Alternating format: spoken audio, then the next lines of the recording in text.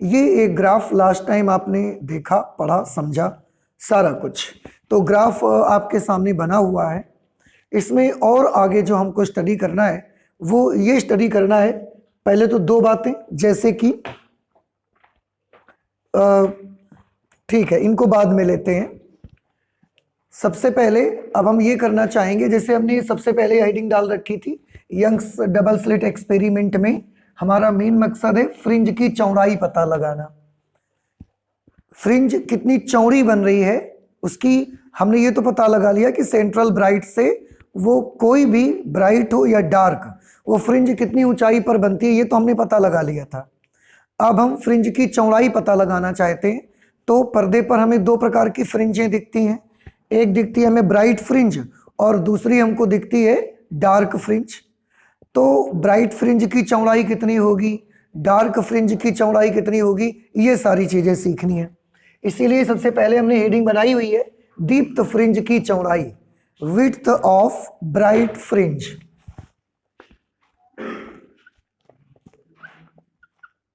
Width of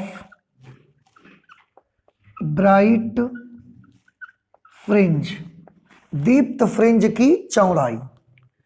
देखिए इस यहीं से आप देख सकते हैं जो ग्राफ आपका बना हुआ है कि दीप्त फ्रिंज की चौड़ाई। सबसे पहले तो आप ये समझ लें कि दीप्त फ्रिंज हम कहेंगे किसको। देखिए गौर से, ये जहां पर ब्राइटनेस आपको ज्यादा मिलती है इसे हम दीप्त फ्रिंज कहते हैं। लेकिन प्रॉब्लम इसमें ये है कि दीप्त और अदीप्त के बीच जो फ्रिंजेस पर्दे पर मिलती हैं आपको, उसमें दीप्त और अदीप्त के बीच कोई क्लियर कट लाइन नहीं होती आपकी, कोई भी क्लियर कट लाइन आपकी नहीं होती। जैसे कभी कभी कपड़े होते हैं, उन कपड़ों में अगर पट्टियां बनी होती हैं अलग अलग कलर की, तो उनमें एक अलग लाइन होती है कि यहाँ से यहाँ तक रेड स्ट्रिप बनी हुई है, फिर इसके बगल में ब्लैक वाली पट्टी है, फिर इसके बगल में वाइट की पट्टी है। तो ये जो फ्रिंजेस मिलती हैं इसमें ऐसा कोई क्लियर कट लाइन नहीं होती, क्लियर कट पाला नहीं होता कोई इस पे। इसलिए कहाँ से कहाँ तक ब्राइट माना जाएगा और कहाँ से कहाँ तक डार्क माना जाएगा ये थोड़ा डिफिकल्ट होता है उसमें हमको देखना। लेकिन इसके बावजूद भी ब्राइट किसको कहेंगे, डार्क किसको कहेंगे, हमने बनाया। क्या बनाया, ब्राइट किसको कहा जाएगा। तो देखिए मैं आपको बताऊं, इस पूरे ग्राफ में ये पूरा जो इंटरफेरेंस पैटर्न का ग्राफ हमने बनाया, इसमें सबसे पहले हम देखने चल रहे हैं ब्राइट फ्रिंज किसको बोलेंगे। तो हमने कहा कि दो डार्क पॉइंट आप ले लीजिए, दो क्रमागत डार्क पॉइंट, दो क्रमागत अदीप्त बिंदु ले लीजिए और उनके बीच का जो डिस्टेंस होगा उसको हम बोला करेंगे दीप्त फ्रिंज। देखो कहीं से भी नोट कर लो, जैसे हमने इसको देखा तो यहां पर ये कौन सा पॉइंट मिला आपको, डार्क पॉइंट। उसके बाद यहां पर कौन सा पॉइंट मिला आपको, डार्क पॉइंट। और ये दोनों क्रम से आने वाले डार्क पॉइंट है। ऐसा नहीं है कि एक डार्क पॉइंट ये लिया फिर एक बीच में छोड़ के आगे ले लिया, ऐसा नहीं कर रहे हैं। ये दोनों क्रमागत डार्क पॉइंट हैं आपके। तो दोनों क्रमागत डार्क पॉइंट हमने लिए, उनके बीच का जो ये डिस्टेंस होगा ना, इसको हम बोला करेंगे ब्राइट फ्रिंज। क्योंकि यहां से ब्राइट होना स्टार्ट होता है, ब्राइट होते गया होते गया होते गया, यहां ब्राइटनेस मैक्सिमम हो गई, इसके बाद फिर ब्राइटनेस कम होती चली गई और यहां जाके ब्राइटनेस खत्म हो गई। तो हम ब्राइट फ्रिंज किसको बोलेंगे, इतनी चौड़ी फ्रिंज को ब्राइट फ्रिंज कहेंगे। इसका मतलब दो क्रमागत डार्क पॉइंट्स के बीच का जो डिस्टेंस होगा इसको हम बोला करेंगे ब्राइट फ्रिंज। तो ब्राइट फ्रिंज कहां से कहां तक, ये एक डार्क पॉइंट, उसके बाद यहां पर ये अगला डार्क पॉइंट, और दोनों डार्क पॉइंट्स के बीच का जो डिस्टेंस होगा इसको हम बोला करेंगे विड्थ ऑफ ब्राइट फ्रिंज। मतलब एक अदीप्त बिंदु से लेकर अगले अदीप्त बिंदु पिक के बीच का जो डिस्टेंस होगा उसको हम बोला करेंगे दीप्त फ्रिंज की चौड़ाई। ऐसे ही अदीप्त फ्रिंज की चौड़ाई किसको कहा जाएगा। देखिए अदीप्त फ्रिंज की चौड़ाई लेने के लिए कोई भी दो क्रमागत ब्राइट पॉइंट ले लो, ब्राइटेस्ट पॉइंट, कोई भी दो क्रमागत और ब्राइटेस्ट पॉइंट ले लो। ब्राइटेस्ट का मतलब सबसे ज्यादा ब्राइट पॉइंट, चाहे जहां आप नोट कर लो, यहीं पर मैं दिखाऊं आपको करके। तो सबसे ज्यादा ब्राइट पॉइंट एक यहां मिलेगा आपको, ये मैक्सिमम ब्राइटनेस मिलेगी यहां पर आपको इस जगह। उसके बाद अगला मैक्सिमम ब्राइटनेस कहां मिलेगी, इस जगह पर। इन दोनों के बीच का जो डिस्टेंस होगा, ये वाला जो डिस्टेंस होगा, इस डिस्टेंस को हम बोला करेंगे विड्थ ऑफ डार्क फ्रिंज। ठीक है, क्यों? क्योंकि ये ब्राइट पॉइंट है, ब्राइट से जैसे आगे चल रहे हैं ब्राइटनेस कम होते गई, कम होते गई। अब ब्राइटनेस कम हो रही मतलब डार्कनेस क्या हो रही है, बढ़ रही है। तो इसके आगे चलने पर चमक कम होते जाएगी और डार्कनेस, अंधेला बढ़ता चला जाएगा। तो डार्कनेस बढ़ रही है, बढ़ रही है, बढ़ रही है, यहां मैक्सिमम डार्क मिलेगा आपको। फिर डार्क घट रहा है, घट रहा है, घट रहा है, यहां बिल्कुल डार्क खत्म हो जाएगा। तो यहां से यहां तक का जो डिस्टेंस होगा उसको हम बोलेंगे विड्थ ऑफ डार्क फ्रिंज, अदीप्त फ्रिंज की चौड़ाई। और एक डार्क से अगले डार्क पॉइंट, डार्केस्ट पॉइंट, एक डार्केस्ट पॉइंट से अगले डार्केस्ट पॉइंट तक के बीच का जो डिस्टेंस होगा उसको बोला करेंगे ब्राइट फ्रिंज। तो मैंने जैसे कि आपको बताया कि आप देखते हैं आपके घरों में कुछ पर्दे लगे होते हैं जिनमें अलग अलग कलर के पट्टियां बनी होती हैं, या कोई भी कपड़ा आप देखें उसमें अगर कोई पट्टियां बनी हुई हैं तो उनके हर एक कलर के बीच में एक क्लियर कट लाइन बनी हुई है कि इस लाइन के ऊपर अगर रेड है तो इस लाइन के नीचे व्हाइट होगा या इसके नीचे ब्लैक होगा। तो एक क्लियर कट लाइन बनी रहती है कपड़ों में। लेकिन यहां पर वैसे हालात नहीं होते, ये फ्रिंज बिल्कुल वैसे ही है जैसे कि आप किसी गली से निकल रहे हैं और उस गली में जिन लोगों के घर हैं उन्होंने अपने अपने घर के सामने एक एक बल्ब लगाया। तो अब आप थोड़ा सा सोचिए, ऐसा लाइन से 5 घर बने हुए और सब ने अपने घर के आगे एक एक बल्ब लगाया है। रात में आप निकल रहे हैं वहां से, अब आपको कैसा दिखेगा नज़ारा, वो थोड़ा सा सोचने का प्रयास करिए कि जब आप किसी एक घर के सामने से निकलेंगे तो वहां पर ब्राइटनेस कैसा दिखेगा आपको बल्ब का, बहुत ज़्यादा। फिर जैसे जैसे आगे चलते जाएंगे उस बल्ब की ब्राइटनेस क्या होने लगेगी, कम, और बगल वाले घर के बल्ब की ब्राइटनेस बढ़ना शुरू हो जाएगी। लेकिन क्या दोनों बल्बों के रोशनी ऐसी कोई जगह आप ढूंढ पाओगे जहां पर ये कह सको कि इसके इधर एक घर के बल्ब की रोशनी है, इसके इधर दूसरे घर के बल्ब की रोशनी है? ऐसा कोई क्लियर कट लाइन, ऐसा कोई क्लियर कट पॉइंट आपको नहीं मिलेगा।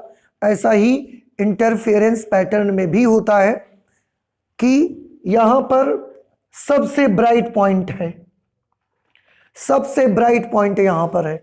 जब हम ऐसा जाने लगते हैं तो ब्राइटनेस कम होने लगती है, डार्कनेस बढ़ने लगती है। यहां डार्क पॉइंट हमको मिलता है और फिर इसके बाद ब्राइटनेस बढ़ना शुरू हो जाती है।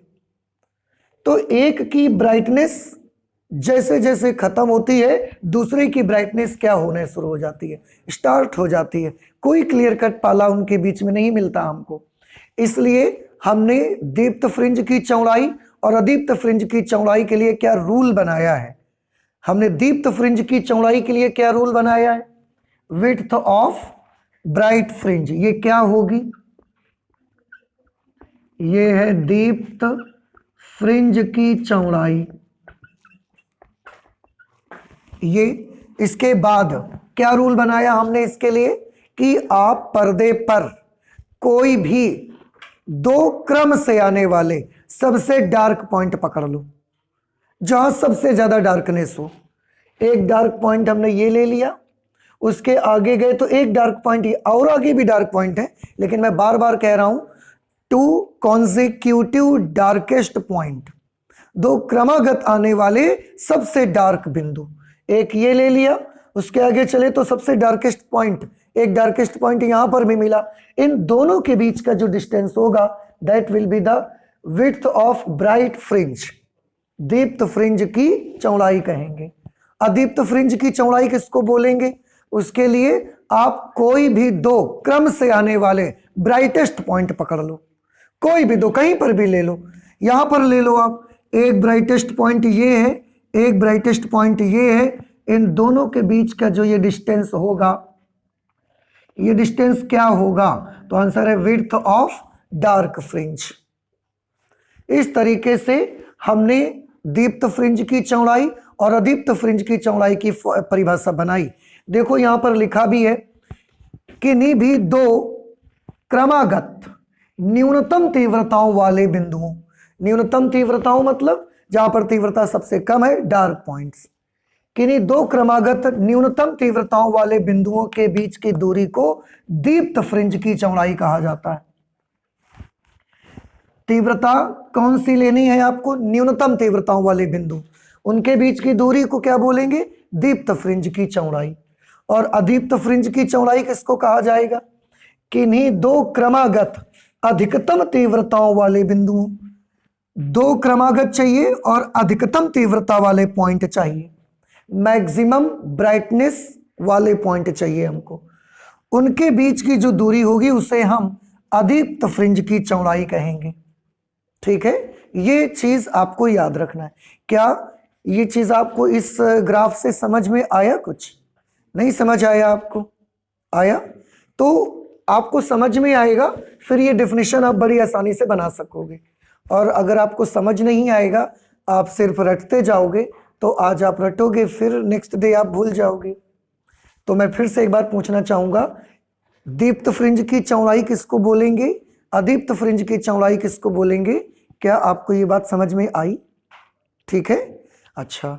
अब हम निकालना चाहते हैं कि कितनी कितनी चौड़ाइयां होंगी, दीप्त फ्रिंज की चौड़ाई कितनी होगी, अदीप्त फ्रिंज की चौड़ाई कितनी होगी, ये हम पता लगाना चाहते हैं। तो वैसे नॉर्मली अगर आप ग्राफ में ही देख लो ना, तो डायरेक्टली आपको मिल जाएगी। कैसे? हम यहां पर दीप्त फ्रिंज की चौड़ाई देखना चाहते हैं, तो दीप्त फ्रिंज की चौड़ाई के लिए क्या देखना होता है? दो डार्केस्ट पॉइंट की डिस्टेंस देखनी होती है।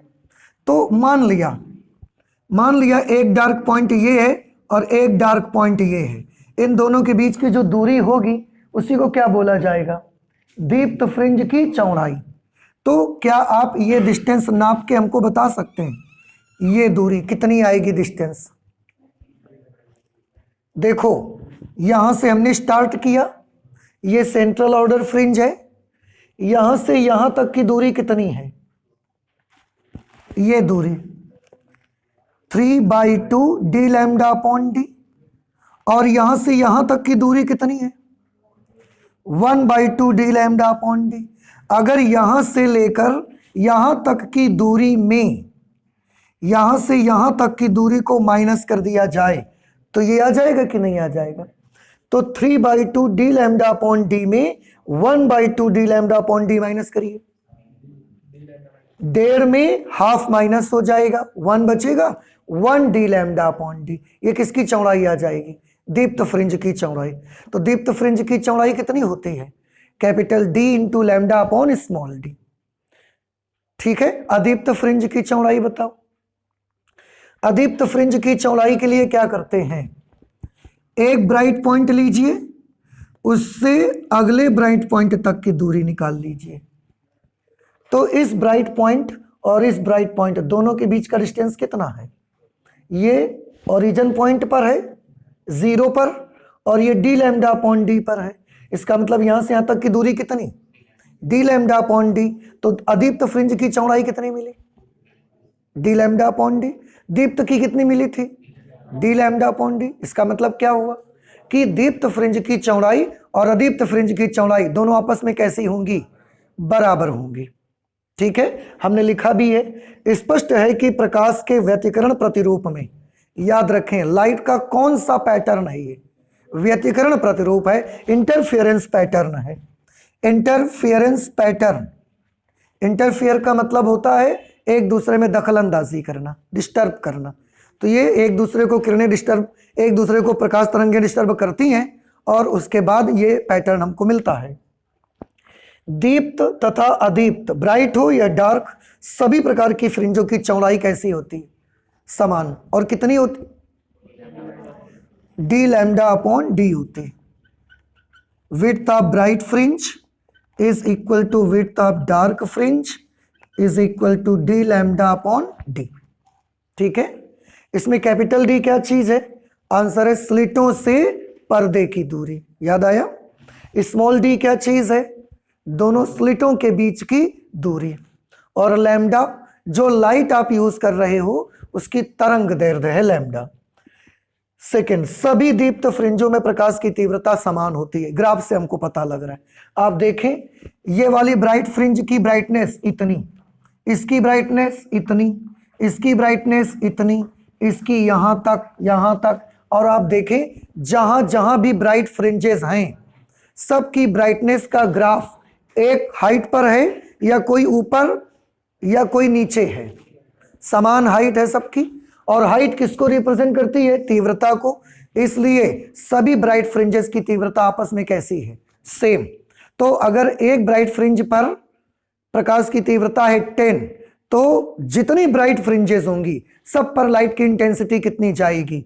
10 10 10, सब पे उतनी जाएगी। और जितनी डार्क फ्रिंजेस होंगी, अगर एक डार्क फ्रिंज में ब्राइटनेस 0 है तो सबके पास सारी जितनी डार्क फ्रिंजेस होंगी सबकी ब्राइटनेस फिर कितनी मिलेगी आपको? सबकी ब्राइटनेस 0 मिलेगी। ओके, तो ये तो हमने ग्राफ से देख लिया, बट कैलकुलेशन पर्पस के लिए डायरेक्ट तो हम नहीं बता सकते। कैलकुलेशन में तो हमको कुछ करके दिखाना पड़ेगा। तो हम कैसे करके दिखाएंगे? दीप्त फ्रिंजों की चौड़ाई हमको निकालनी है। उसके लिए क्या रूल बनाया हमने? कोई भी दो क्रमागत अदीप्त फ्रिंजों की चौड़ाई, अदीप्त फ्रिंजों के बीच की दूरी ले लो। उससे क्या निकल आएगी? दीप्त फ्रिंज की चौड़ाई। तो दीप्त फ्रिंज की चौड़ाई फाइंड आउट करने के लिए क्या लेना है? फिर से मैं बता दूं, कोई भी दो अदीप्त फ्रिंजों के बीच की दूरी। तो कोई भी दो अदीप्त फ्रिंजों के बीच की दूरी, तो हम मान लेते हैं nth डार्क फ्रिंज पहले ले लेते हैं। nवीं अदीप्त फ्रिंज की दूरी में अगर हम n-1वीं अदीप्त फ्रिंज की दूरी को माइनस कर दें, देखो nवीं अदीप्त फ्रिंज और n-1वीं अदीप्त फ्रिंज दोनों क्रमागत हैं या नहीं है? दोनों क्रमागत हैं। भाई क्रमागत का क्या मतलब है? एक तीसरी तो दूसरी चौथी, एक पांचवी तो अगली छठवीं, ऐसी तो दोनों ली जाती हैं। तो कोई भी दो, मैंने ये तो नहीं बोला था ना कि तीसरी और दूसरी के बीच की दूरी निकालो। डेफिनेशन में तो हमने यही बनाया है जनरली कि कोई भी दो क्रमागत न्यूनतम तीव्रताओं वाले बिंदु ले लो। तो हमने कौन कौन से दो न्यूनतम तीव्रताओं वाले बिंदु ले लिए? एक nवीं न्यूनतम तीव्रता ले ली और एक n-1वीं न्यूनतम तीव्रता ले ली। nवीं डार्क पॉइंट के जो nवां डार्क पॉइंट होगा उसकी डिस्टेंस में n-1वीं डार्क पॉइंट की डिस्टेंस को माइनस कर देंगे और ब्राइट फ्रिंज की विड्थ जानी चाहिए। तो करके देख लो। क्या बेटा आप सभी को याद है सेंट्रल ब्राइट से nवें अदीप्त फ्रिंज की दूरी का क्या फॉर्मूला बनाया था आपने? किसी को याद है? केंद्रीय दीप्त फ्रिंज से nवीं अदीप्त फ्रिंज की दूरी का सूत्र क्या था? 2n-1 into D lambda upon 2d। ये फॉर्मूला मिला था आपको। अब इसकी हेल्प से जब आप सॉल्व करेंगे तो nth डार्क फ्रिंज की हाइट ये है 2n-1 D lambda upon small D minus upon 2d। ये अब n-1वीं का निकालोगे बेटा, तो जहां अभी n है उसकी जगह आपको क्या लेना पड़ेगा? n-1। तो ये मुझे लेना पड़ेगा 2n-1। ये 2 लिखा और इस n की जगह n-1, फिर -1 और into D lambda upon 2d। ठीक है, अब D lambda upon 2d common कर सकते हैं आप।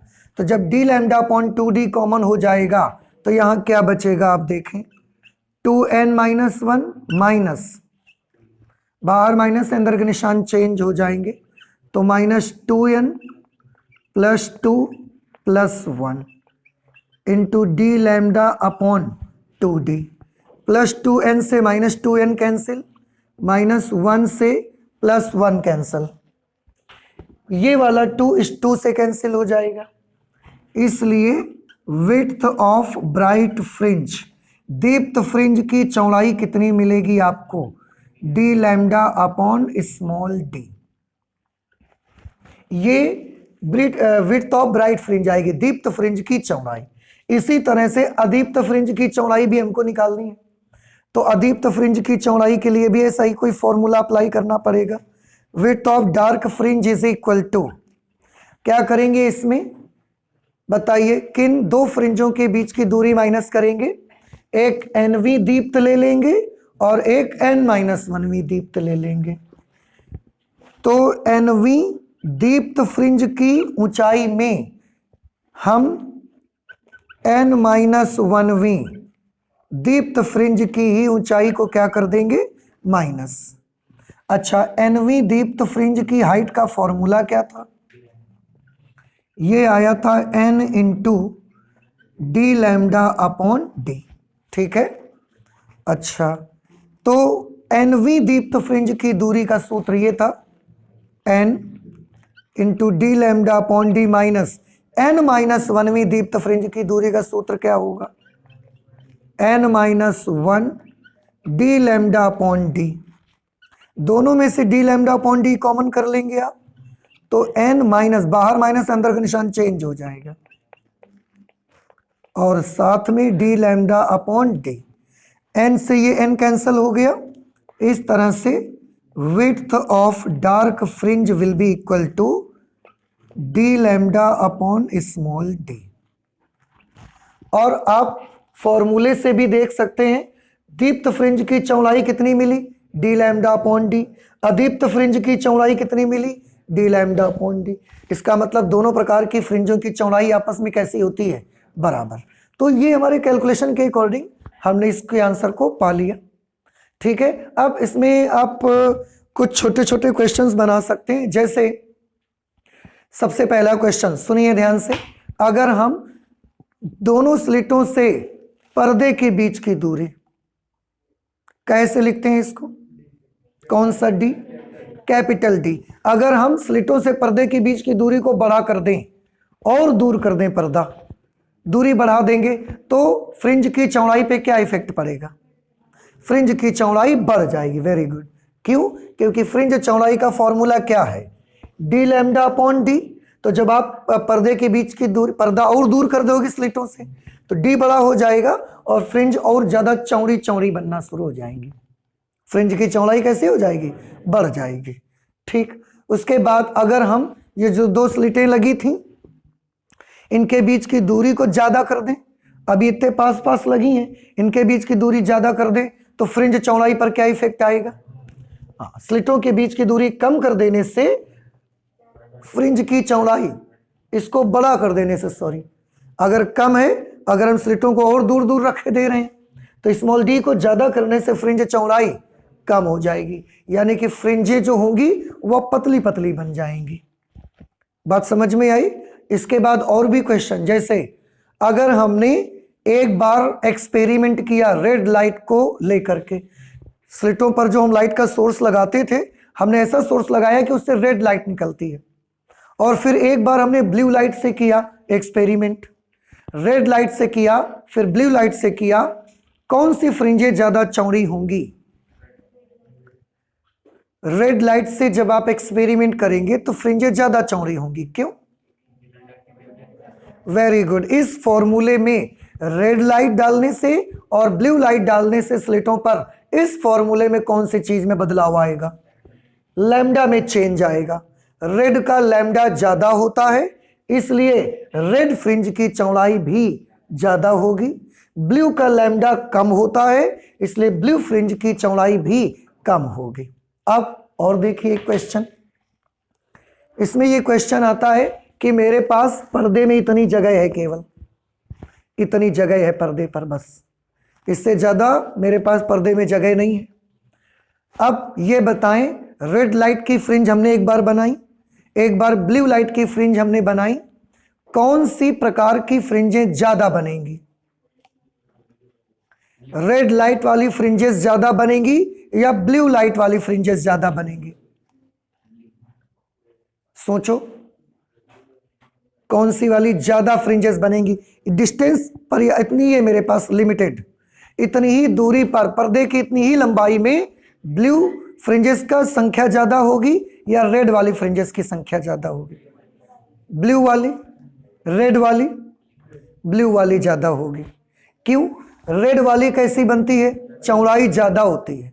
अब आप खुद सोचो, जो ज्यादा चौड़ी चौड़ी बनेगी वो तो 2 ही 3 आ पाएंगी, लेकिन जो पतली पतली बनेंगी वो यहां पर ज्यादा आ सकती हैं। अभी भी नहीं समझ आया? समझ आया? तो रेड वाली फ्रिंजेस कम बनेंगी इतनी ही डिस्टेंस पर, लेकिन ब्लू लाइट से जो फ्रिंज बनेंगी वो वाली फ्रिंजेस कितनी बनेंगी? वो ज्यादा बन सकती हैं। समझ आया कि नहीं आया आपको? आया? रेड वाली फ्रिंजों की चौड़ाई ब्लू वाली से कैसी होती है? तो अगर फ्रिंज ज्यादा चौड़ी चौड़ी बनेगी, 1 2 3 में ही पूरा पर्दा भर गया। अगर फ्रिंज पतली पतली बनेगी तो 2 3 4 5 बहुत सारी आ सकती हैं ऐसे। तो ब्लू लाइट की जो फ्रिंजेस बनेंगी उनका नंबर पर्दे पर ज्यादा आ सकता है। फिर क्वेश्चन पूछा जाएगा, रेड लाइट से और ब्लू लाइट से, दोनों से हमने बारी बारी से फ्रिंजेस बनाई, कौन सी वाली फ्रिंजों की तीव्रता ज्यादा होगी?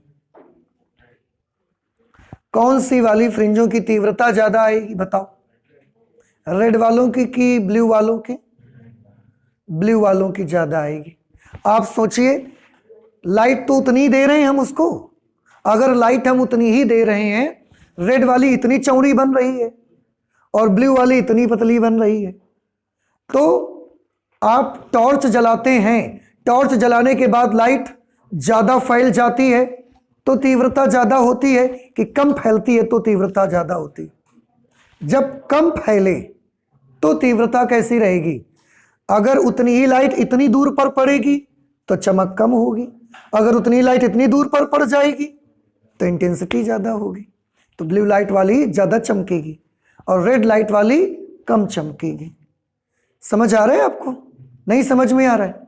कभी कभी पूछते हैं कि अगर ये वाला एक्सपेरिमेंट करते वक्त हम पूरे के पूरे इंस्ट्रूमेंट को पानी के अंदर डाल दें, पानी के अंदर डाल दें, तो उस वक्त फ्रिंज चौड़ाई में क्या इफेक्ट आएगा? पानी के अंदर डालने से क्या चीज बदल जाएगी इसमें से? क्या स्लिटों से पर्दे की दूरी बदल जाएगी या स्लिटों के बीच की दूरी बदल जाएगी? तो आंसर है तरंग दैर्ध्य बदल जाएगी। अगर तरंग दैर्ध्य बदल जाएगी तो फ्रिंज की चौड़ाई का क्या होगा? फ्रिंज चौड़ाई भी बदल जाएगी। तो अगर पूरा का पूरा इंस्ट्रूमेंट आप पानी में डाल देंगे तो फ्रिंज चौड़ाई का क्या होगा? चेंज हो जाएगी। और एक चीज देखिए, अगर व्हाइट लाइट आप डालेंगे स्लिटों पर, व्हाइट लाइट, श्वेत प्रकाश, श्वेत प्रकाश अगर आप डालते हैं तो क्या होगा? देखो, श्वेत प्रकाश में 7 रंग होते हैं, उसमें पूरे 7 कलर्स का कॉम्बिनेशन होता है। अगर वो पूरा 7 कलर्स का कॉम्बिनेशन होता है और चौड़ाई जो फ्रिंज की है वो तो लैम्डा पर डिपेंड करता है, और उन 7 कलर्स में सबका लैम्डा कैसा होता है? अलग अलग। तो सबकी फ्रिंज की चौड़ाई भी कैसी बनेगी? अलग अलग। तो आप उस पर डालेंगे तो व्हाइट लाइट, लेकिन उसमें हम देख क्या रहे हैं? रेड की फ्रिंज अलग बन रही है, ब्लू की अलग बन रही है, येलो की अलग बन रही है, सबकी चौड़ाई, हर कलर की फ्रिंजें बन रही हैं। इसका मतलब पूरा पैटर्न आपको कैसा दिखेगा? लाइट डाली कौन सी? व्हाइट, लेकिन पैटर्न आपको व्हाइट नहीं दिखेगा। पैटर्न कैसा दिखेगा? उस पैटर्न में बहुत सारे कलर भरे होंगे, बहुत सारे कलर भरे होंगे। और आपको मैं बताऊं, रेड की इतनी चौड़ी चौड़ी बनेंगी, ब्लू की बहुत पतली पतली बनेंगी। हो सकता है जहां रेड का सबसे ब्राइट पॉइंट होगा वहां ब्लू का डार्क पॉइंट आ जाएगा, इसलिए आप उसको पहचान भी नहीं पाओगे कि यहां रेड का ब्राइट पॉइंट है भी कि नहीं है, आप रिकॉग्नाइज ही नहीं कर पाओगे उसको। इसलिए व्हाइट लाइट डालने से इंटरफेरेंस पैटर्न हमको क्लियर नहीं दिखेगा, याद रख लीजिए। व्हाइट लाइट को डालने से इंटरफेरेंस पैटर्न आपको क्लियर नहीं दिखेगा। क्यों नहीं दिखेगा? कुछ पता लगा? एक तो कलरफुल दिखेगा, उस कलर में भी सब रंग अलग अलग चौड़ाई के फ्रिंज बनाए हुए हैं, और हो सकता है जहां पर रेड का सबसे ब्राइट पॉइंट बन रहा है वहां ब्लू ने अपना डार्क बना दिया है, क्योंकि सबकी चौड़ाई अलग अलग होगी। कोई इतना चौड़ा चौड़ा बनाएगा, कोई इतना पतला पतला बनाएगा। तो हो सकता है जहां रेड का सबसे ब्राइट बने वहां ब्लू का सबसे डार्क बन जाए, तो आप जान ही नहीं पाओगे कि रेड का ब्राइट कहां है। उस जगह आपको ब्लैक कलर दिखना शुरू हो जाएगा। तो आप व्हाइट लाइट डाल करके कभी भी इंटरफेरेंस पैटर्न प्राप्त नहीं कर सकते। तो फिर कौन सी लाइट डालनी चाहिए? आंसर है कोई भी लाइट डालें, पर एक कलर की डालनी चाहिए। इंटरफेरेंस पैटर्न में बनाना है अगर आपको, तो मोनोक्रोमैटिक लाइट होनी चाहिए, एक वर्णी प्रकाश का प्रयोग करना चाहिए। ठीक है, तो व्यतिकरण प्रतिरूप को बनाने के लिए कौन से प्रकाश का प्रयोग करेंगे? एक वर्णी प्रकाश का प्रयोग करना चाहिए।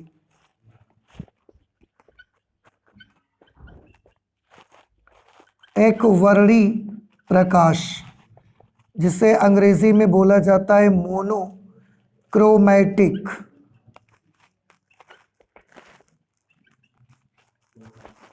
मोनोक्रोमैटिक लाइट, एक वर्णी प्रकाश का प्रयोग करेंगे। आप रेड डालोगे तो फिर केवल रेड की बनेगी, वो आपको क्लियर कट दिख जाएंगे। और इस तरीके से ये हमने क्या कर लिया, जो हमारा फ्रिंज विड्थ का आर्टिकल था, जो यंग्स का डबल स्लिट एक्सपेरिमेंट था, ये हमने कंप्लीट कर लिया है। अब आप ये मुझे एक बार बता दें, क्या आपको ये सारी बातें समझ में आई हैं? ठीक है, तो कहां से स्टार्ट हुआ था ये सारा कुछ? सुपरपोजिशन ऑफ लाइट वेव्स, प्रकाश तरंगों का अध्यारोपण, वहां से स्टार्ट हुआ और फाइनली ये जाके कहां पर कंप्लीट हुआ? फ्रिंज विड्थ में। और ये भी आप याद रखेंगे फ्रिंज विड्थ की चौड़ाई कितनी होती है। दूसरी चीज कि अगर सेंट्रल ब्राइट से हम ब्राइट फ्रिंज की हाइट लेते हैं, डार्क फ्रिंज की हाइट लेते हैं, तो वो कितनी आती हैं, उनके फॉर्मूले भी आपको याद रखने। ये सारा कुछ आपको बढ़िया अच्छे से तैयार करना है। ठीक है, आप नोट कर लीजिए इससे प्लीज। बेटा जैसा कि अभी हमने बताया कि आप अगर इस पूरे इंस्ट्रूमेंट को पानी में डुबा देते हैं, ये मतलब जो भी एक्सपेरिमेंट का था, तो उसमें क्या होगा? मैंने बोला विड्थ उसकी चेंज हो जाएगी, लेकिन चेंज हो जाएगी में क्या होगा, बढ़ेगी या घटेगी? तो देखिए मैं आपको बताऊं, जब आप पूरे इंस्ट्रूमेंट को वाटर में डुबा देंगे तो बदलाव हमने बताया कहां पर आएगा? लैम्डा में। पानी के अंदर प्रकाश की तरंग दैर्ध्य जो होती है वो एयर में प्रकाश की तरंग दैर्ध्य अपॉन n के बराबर होती है। ये लैम्डा w क्या चीज है? प्रकाश की पानी में तरंग दैर्ध्य। और ये लैम्डा a क्या चीज है? प्रकाश की वायु में तरंग दैर्ध्य। और ये n क्या चीज है? पानी का अपवर्तनांक।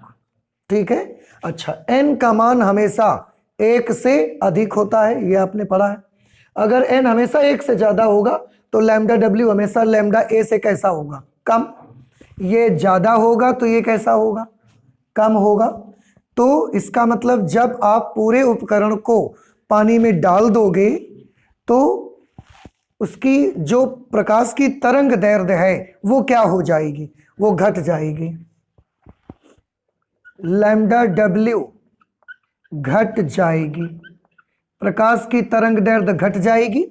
अगर प्रकाश की तरंग दैर्ध्य घट जाएगी तो आप देखो फ्रिंज चौड़ाई का क्या होगा? अगर लैम्डा कम हो जाएगा तो फ्रिंज चौड़ाई कम हो जाएगी। तो फ्रिंज चौड़ाई घट जाएगी।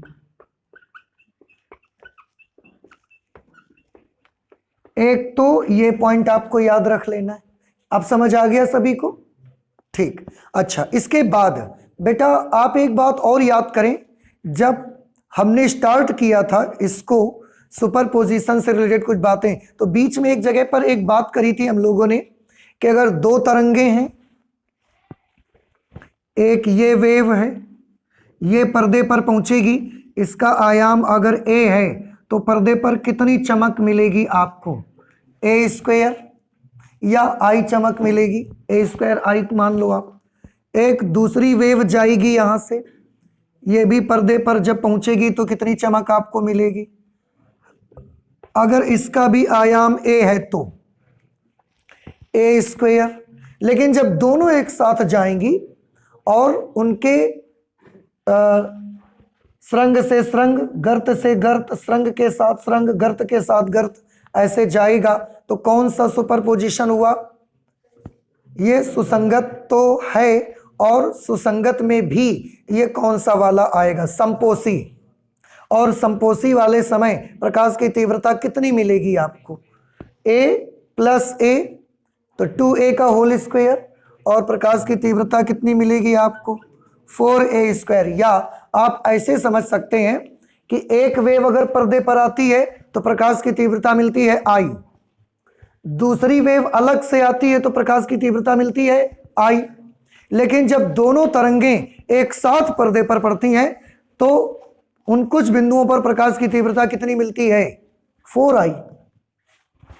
आप देखिए ना भाई, पर्दे पर पहले प्रकाश पड़ा I तीव्रता का, फिर पर्दे पर प्रकाश दूसरा वाला आया तरंग से I तीव्रता का, तो पर्दे के हर बिंदु पर प्रकाश की तीव्रता कितनी मिलनी चाहिए? 2I।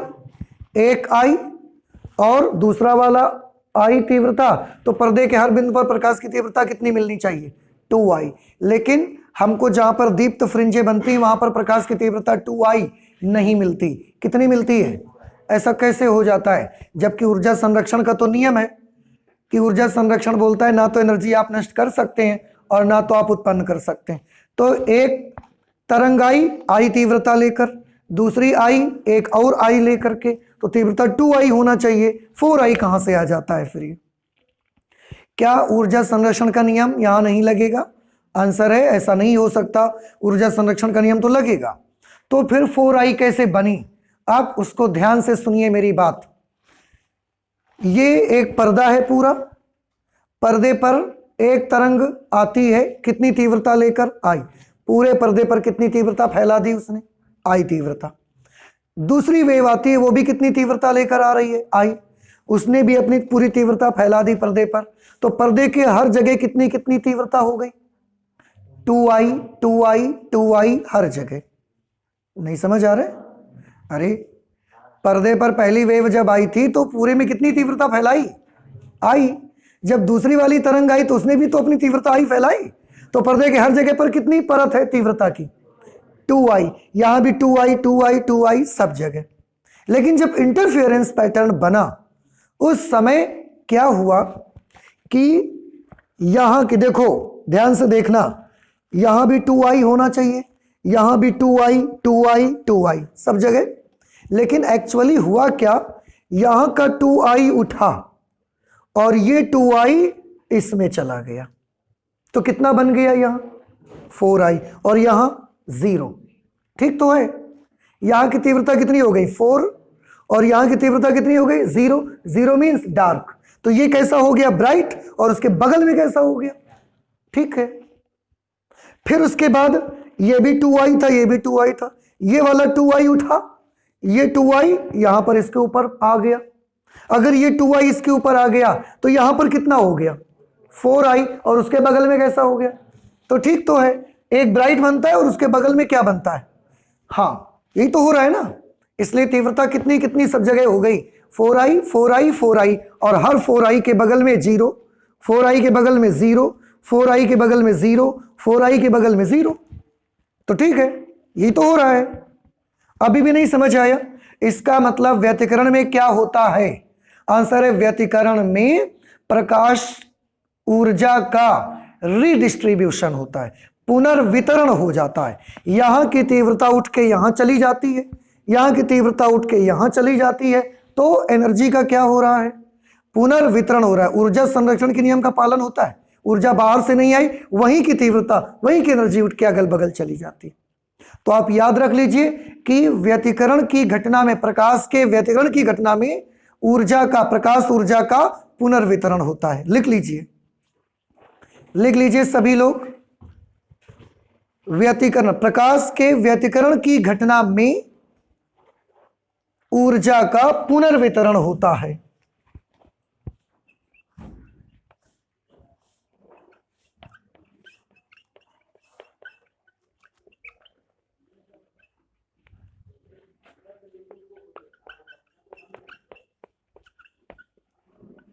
प्रकाश के व्यतिकरण की घटना में ऊर्जा का पुनर्वितरण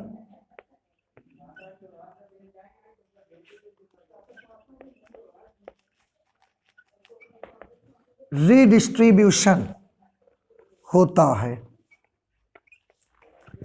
ये पॉइंट आपको याद रखना है कि व्यतिकरण की जो घटना होती है उसमें लाइट एनर्जी का क्या होता है, तो आप क्या बताएंगे? रीडिस्ट्रीब्यूशन होता है लाइट एनर्जी का। अब आपको समझ में आया कि 4I कहां से आ जाती है? ठीक है, नहीं समझ आया? अच्छा, और एक छोटी सी बात बची है, उसको भी हम बता देते हैं आपको। क्या? जैसे जो मैक्सिमम ब्राइटनेस वाले पॉइंट हैं वहां पर तो 4I इंटेंसिटी मिलेगी, लेकिन अगर कोई ये वाले पॉइंट की तीव्रता पूछ ले, इस पॉइंट की, तो यहां पर तो तीव्रता बस इतनी ही है ना, इतनी तीव्रता। या इस पॉइंट की ब्राइटनेस पूछेगा तो तीव्रता इतनी है। तो कहने का हमारे मतलब यूं, ब्राइटेस्ट पॉइंट है तो तीव्रता 4I है, ठीक है। डार्केस्ट पॉइंट है तो तीव्रता 0 है। लेकिन जनरल किसी पॉइंट पर अगर आपसे तीव्रता पूछी जाएगी, फिर आप क्या करेंगे कि इस बिंदु पर तीव्रता बताओ, यहां पर तीव्रता बताओ, तो ये तो 4I भी नहीं है और 0 भी नहीं है, बीच की कुछ, तो हम पता कैसे लगाएंगे? तो शुरू से आपने देखा है सुपरपोजिशन के प्रिंसिपल में विस्थापन का और तीव्रताओं का, आयामों का कौन सा योग हो रहा है? सदिश योग, ठीक है। अगर सदिश योग होता है तो तीव्रताओं का भी कौन सा योग हो जाएगा? सदिश योग। अब अगर क्लास 11th में 2 सदिश राशियों का योग आपने सीखा होगा तो आपको एक फॉर्मूला याद आ जाएगा। कितनी तरंगे हम भेजते हैं इसमें? 2 तरंगे। अगर हम ये मान लें कि एक तरंग की तीव्रता I1 है, दूसरी तरंग की तीव्रता I2 है और दोनों के बीच का कलांतर फाई है, तो किसी जनरल पॉइंट पर प्रकाश की तीव्रता का फॉर्मूला क्या मिलेगा? बताएं। अगर सदिश योग का सूत्र याद है आपको, मैं आपको याद दिलाता हूं। ए और बी 2 सदिश राशियां, उनके बीच का कोण फाई या उनके बीच का कोण थीटा, तो उनका रिजल्टेंट कैसे निकलता था? Very good, √a² + b² + 2ab cos theta. अब याद आया फॉर्मूला आपको? तो यहां भी तो सदिश योग हो रहा है। तो अगर एक तरंग की तीव्रता I1, दूसरी तरंग की तीव्रता I2 है, तो दोनों का रिजल्टेंट कैसे मिलेगा आपको? √I1² + I2² + 2I1I2 cos phi. ये एक जनरल किसी भी बिंदु पर प्रकाश की तीव्रता का ये फॉर्मूला आपको मिलेगा, जिसमें I1 क्या चीज है? पहली तरंग की तीव्रता। I2 क्या है? दूसरी तरंग की तीव्रता। फाई क्या चीज है? दोनों तरंग की तीव्रताओं, दोनों तरंगों के बीच कालांतर। समझ आया फॉर्मूला? ये क्यों बनेगा, ये समझ आया कि नहीं आया? क्योंकि वेक्टर एडिशन हो रहा है। और एक छोटी सी बात, ये जो 2 तरंगें जाती हैं और जा करके पर्दे पर ऐसा ब्राइट डार्क फ्रिंजेस बनाती हैं, इंटरफेरेंस पैटर्न बनाती हैं, इन दोनों तरंगों का नाम क्या? तो आंसर है, इन दोनों तरंगों को हम कंबाइंड रूप से बोलते हैं व्यतिकारी तरंगें। क्यों? क्योंकि यही तरंगें तो व्यतिकरण करती हैं। तो इन दोनों तरंगों को हम एक साथ जब बोलना होता है तो क्या बोल देते हैं? व्यतिकारी तरंगें। अंग्रेजी में इनको कहा जाएगा इंटरफेयरिंग वेव्स। यही वो तरंगें हैं दोनों जो इंटरफियर करती हैं एक दूसरे में और इंटरफेरेंस पैटर्न को बनाती हैं। इतनी सारी चीजें इंटरफेरेंस से रिलेटेड यहां पर बनेंगी। एंड आई होप कि अब आपको इंटरफेरेंस, सुपरपोजिशन पूरी तरह से समझ आ गया होगा। तो आप इसे नोट कर लें। इसके आगे की चीज, इसके आगे आपको पढ़ने को मिलेगा डिफ्रैक्शन, विवर्तन, तो उसको हम लोग नेक्स्ट क्लास से स्टार्ट करेंगे। Okay, thank you.